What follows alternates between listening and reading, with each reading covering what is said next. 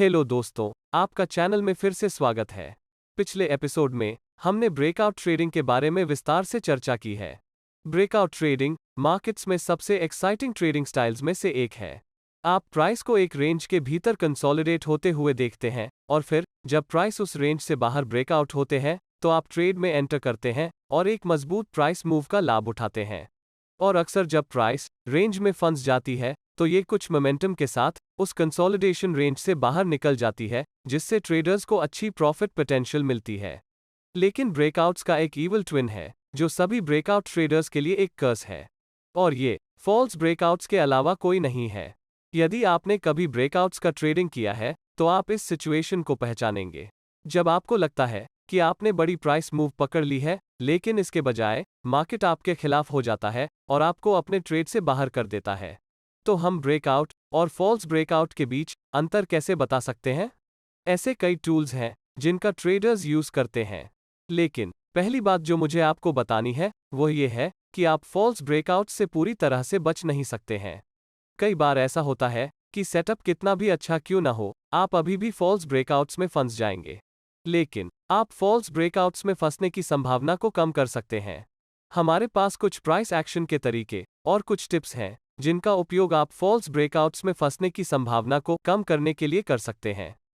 इसलिए पहली टिप जो मैं आपके साथ शेयर करना चाहता हूं वह है पावर मूव्स का पीछा करना बंद करना, या एरियाज ऑफ वैल्यूज में पावर मूव्स का पीछा करना बंद करना। आखिर पावर मूव्स क्या होते हैं? मैंने पावर मूव्स के बारे में इस कोर्स के एपिसोड 6 में बात की थी जब हमने रिवर्सल्स के बारे में चर्चा की थी। यदि आप बड़ी कैंडलस्टिक्स के साथ एक मजबूत प्राइस मोमेंटम देखते हैं तो यह एक पावर मूव है। यदि प्राइस एक ऐसे लेवल से ऊपर जाती है जिसमें कोई पुलबैक नहीं होता है और फिर ये सपोर्ट या रेजिस्टेंस जैसे किसी एरिया या प्राइस लेवल को तोड़कर ऊपर जाता है, तो मेरा सजेशन इस प्रकार के ब्रेकआउट्स का पीछा नहीं करना है, क्योंकि अक्सर मार्केट इन सिचुएशंस के तहत रिवर्स हो जाएगा। मुझे इतना यकीन क्यों है? मैं आपको एक सरल एक्सप्लेनेशन देता हूं कि ऐसा आमतौर पर क्यों होता है। जब आप एक ऐसे बाजार का पीछा करते हैं जहां यह एक स्ट्रॉन्ग प्राइस मूव या पावर मूव बना रहा है, तो इन हायर प्राइसेस को सस्टेन करने के लिए कोई फ्लोर या सपोर्ट नहीं है। यदि आप चार्ट्स का एनालिसिस करते हैं तो मेजॉरिटी टाइम कीमतों में इस स्पेसिफिक टाइप की प्राइस एक्शन एग्जिबिट होती है जो ऊपर जाती है और फिर रिट्रेस होती है या पुल बैक करती है। इस प्रकार की प्राइस एक्शन में इन हायर प्राइसेस का सपोर्ट करने के लिए स्विंग लोज जैसे लेवल्स होते हैं। इसका क्या मतलब होता है? उदाहरण के लिए एक रेजिस्टेंस का मामला लें।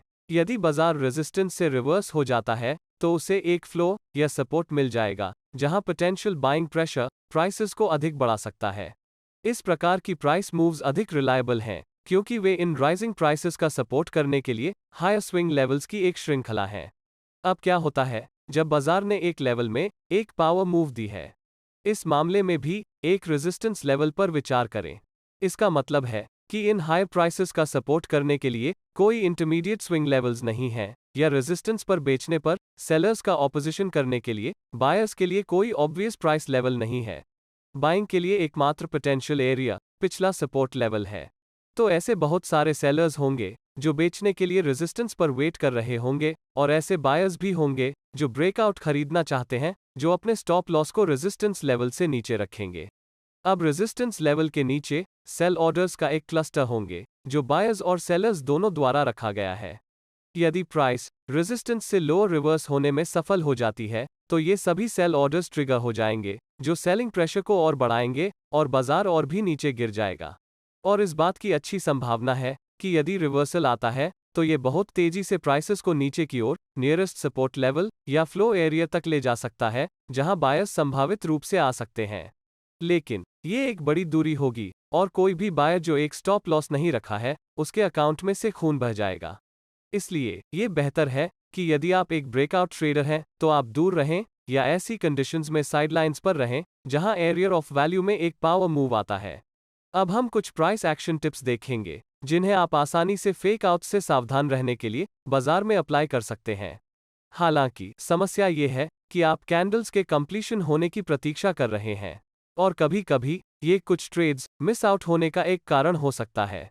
तो यह एक ट्रेडर के रूप में आपके डिसीजन मेकिंग पर निर्भर करता है जब रियल मार्केट कंडीशंस में इसका उपयोग किया जाता है। कैंडलस्टिक्स और वॉल्यूम डेटा में क्लूज हैं जो इस बारे में जानकारी देते हैं कि यह रियल ब्रेकआउट है या नहीं। ये सभी कंसिडर करने योग्य हैं और इंडिकेटर्स जैसे अन्य टूल्स के साथ संयोजन में उपयोग किए जा सकते हैं। एक ब्रेकआउट होता है क्योंकि प्राइस कुछ समय के लिए रेजिस्टेंस लेवल से नीचे या सपोर्ट लेवल से ऊपर होता है। रेजिस्टेंस या सपोर्ट ऐसा लेवल्स बन जाता है जिसका उपयोग कई ट्रेडर्स एंट्री पॉइंट्स या स्टॉप लॉस लेवल्स सेट करने के लिए करते हैं। जब प्राइस सपोर्ट या रेजिस्टेंस लेवल्स के माध्यम से टूटता है तो ब्रेकआउट की प्रतीक्षा कर रहे ट्रेडर्स इसमें कूद पड़ेंगे, और जो लोग प्राइस को ब्रेकआउट नहीं करना चाहते थे वे बड़े नुकसान से बचने के लिए अपनी पोजीशन से बाहर निकल जाएंगे। इस हड़बड़ाहट से अक्सर वॉल्यूम्स में इंक्रीज होगी, जिससे पता चलता है कि बहुत सारे ट्रेडर्स ब्रेकआउट लेवल्स में इंटरेस्ट रखते थे। एवरेज से अधिक वॉल्यूम्स ये कंफर्मेशन करने में मदद करता है कि यह रियल ब्रेकआउट है। यदि ब्रेकआउट्स पर केवल स्मॉलर वॉल्यूम्स ही है तो वह लेवल बहुत सारे ट्रेडर्स के लिए महत्वपूर्ण नहीं हो सकता है, या ट्रेडर्स को उस विशेष लेवल के पास ट्रेड करने के लिए इंटरेस्ट नहीं है, या लेवल इंटरेस्टिंग नहीं है। इन लो वॉल्यूम के ब्रेकआउट्स के फेल होने की अधिक संभावना है। अपसाइड ब्रेकआउट्स के मामले में यदि ये फेल होता है तो प्राइस रेजिस्टेंस लेवल से नीचे गिर जाएगी। किसी सपोर्ट के डाउनसाइड ब्रेकआउट के मामले में, जिसे अक्सर ब्रेकडाउन कहा जाता है, यदि ब्रेकडाउन फेल होता है तो प्राइस सपोर्ट लेवल से ऊपर वापस आ जाएगी। कुछ मामलों में हाई वॉल्यूम्स में ब्रेकआउट के बाद भी ब्रेकआउट डायरेक्शन में फिर से चलने से पहले प्राइस अक्सर ब्रेकआउट लेवल पर रिट्रेस हो जाएगी या पुल बैक हो जाएगी। ऐसा इसलिए है क्योंकि शॉर्ट टर्म ट्रेडर्स अक्सर इनिशियल ब्रेकआउट्स खरीदते हैं लेकिन फिर प्रॉफिट्स के लिए बहुत जल्दी एग्जिट करने का प्रयास करते हैं। शॉर्ट टर्म ट्रेडर्स द्वारा ये प्रॉफिट बुकिंग टेम्पररी प्राइसेस को ब्रेकआउट लेवल पर वापस लाएगी। यदि ब्रेकआउट रियल है तो प्राइस को ब्रेकआउट डायरेक्शन में वापस जाना चाहिए। यदि ऐसा नहीं होता है तो यह एक फेल्ड ब्रेकआउट है और प्राइसेस रिवर्स हो जाएंगी। वॉल्यूम्स का एनालिसिस करना ये पहचानने का एक तरीका है कि ब्रेकआउट असली था या नकली। लेकिन जैसा कि मैंने पहले मेंशन किया है, ये हर बार काम नहीं करता है और ऐसे मौके आते हैं जब यह आइडिया फेल हो जाएगा। तो आइए ब्रेकआउट्स और फेकआउट्स के बीच अंतर को ध्यान में रखने के लिए कुछ और कॉन्सेप्ट्स पर विचार करें। पहली बात यह है कि आपको ये देखने के लिए वेट करनी होगी कि कैंडलस्टिक सपोर्ट या रेजिस्टेंस लाइन के नीचे या ऊपर क्लोज होता है या नहीं। इसका मतलब है कि ब्रेकआउट कैंडल की रियल बॉडी रेजिस्टेंस लेवल के ऊपर क्लोज होनी चाहिए या ब्रेकडाउन कैंडल की रियल बॉडी सपोर्ट लेवल के नीचे क्लोज होनी चाहिए। बदले में इसका मतलब है कि ब्रेकआउट्स की कंफर्मेशन करने के लिए बस लेवल से परे एक विक या शैडो बनाना काफी नहीं है। फॉलो करने के लिए यह एक अच्छा रूल है, लेकिन अपने आप में यह रिलायबल नहीं है। दूसरा पॉइंट यह है कि आपको सपोर्ट या रेजिस्टेंस लेवल से परे कैंडल के क्लोज होने का इंतजार करना होगा और फिर आपको प्राइस के ब्रेकआउट लेवल पर वापस आने या पुलबैक होने का इंतजार करना होगा और फिर ब्रेकआउट की डायरेक्शन में प्राइस आगे बढ़ना होगा और ये कैंडलस्टिक ब्रेकआउट कैंडल से परे क्लोज होनी चाहिए।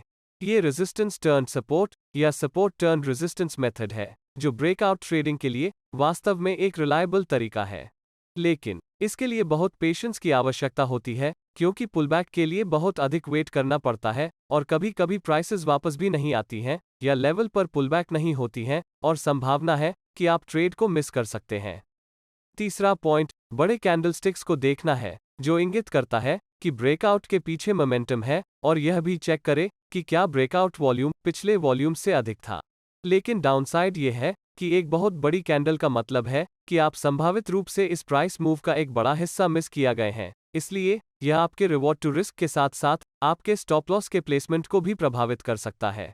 समझने के लिए अंतिम पॉइंट यह है कि आपको मार्केट स्ट्रक्चर में प्राइस बिल्डअप की तलाश करनी होगी जो कि एक टाइट कंसोलिडेशन या रेजिस्टेंस लेवल में एक असेंडिंग ट्रायंगल के समान हाई लोज हो सकता है या एक डिसेंडिंग ट्रायंगल के समान सपोर्ट लेवल में लोअर हाइज हो सकती है, जो क्रेडिबल पैटर्न्स हैं जो हाई प्रोबेबिलिटी वाले ब्रेकआउट ट्रेड्स दे सकते हैं। आप उनके बारे में पिछले एपिसोड से और जान सकते हैं। अब हम एक इंडिकेटर का उपयोग करके ब्रेकआउट कंफर्मेशन प्राप्त करने का एक फास्ट तरीका देखेंगे। यह एक इमीडिएट येस और नो कंफर्मेशन देगा कि क्या हम इस ब्रेकआउट पर भरोसा कर सकते हैं या नहीं। इसके लिए हम अपने चार्ट में RSI इंडिकेटर या रिलेटिव स्ट्रेंथ इंडेक्स को ऐड करना होगा।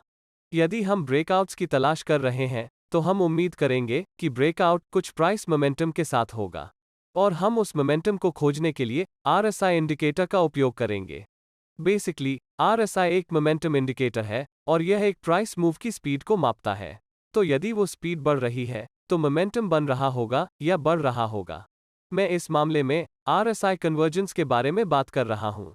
RSI कन्वर्जेंस तब होता है जब RSI डायरेक्शन प्राइस ट्रेंड को रिफ्लेक्ट करती है। उदाहरण के लिए, यदि किसी स्टॉक की कीमत ऊपर की ओर जाती है, तो RSI भी ऊपर की ओर ट्रेंड होता है। RSI कन्वर्जेंस से मेरा यही मतलब है। इसलिए, यदि प्राइस एक एरियर ऑफ वैल्यू के माध्यम से ऊपर जा रहा है, तो हम चाहते हैं कि RSI इंडिकेटर हायर हाइज दिखा रहा हो, जिससे बढ़ती मोमेंटम का संकेत मिलता है।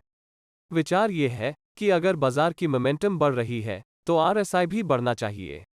उसी प्रकार, अगर प्राइस नीचे जा रही है और एक सपोर्ट लेवल से नीचे टूट रही है, तो यह RSI टूल में नीचे की ओर बढ़ती मोमेंटम का संकेत देती है। बेरिश और बुलिश दोनों सिग्नल्स के लिए ये कंफर्मेशन आमतौर पर अधिक यूजफुल होती है जब RSI की पीरियड 14 या उससे अधिक होती है।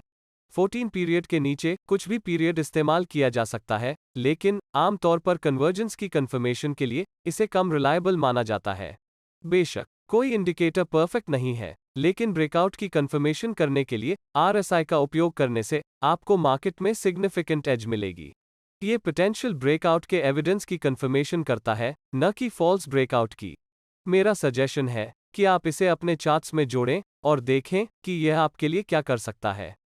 अब इस वीडियो की सबसे खास बात, आपको इन तकनीकों का बैकटेस्ट करना होगा जिनकी मैंने आपके साथ चर्चा की है, ताकि ये समझ सकें कि प्रत्येक सिस्टम कितनी रिलायबल है और फिर अपनी पसंद की सिस्टम का उपयोग करें। क्योंकि प्रैक्टिस आपको परफेक्ट बनाता है और बैकटेस्टिंग आपके खाते को बचा सकता है। अगर आपने आज कुछ नया सीखा है, तो कृपया इस वीडियो को लाइक करें और आने वाले एपिसोड्स के लिए चैनल को सब्सक्राइब करें। मैं आप लोगों से अगले एपिसोड में मिलूंगी।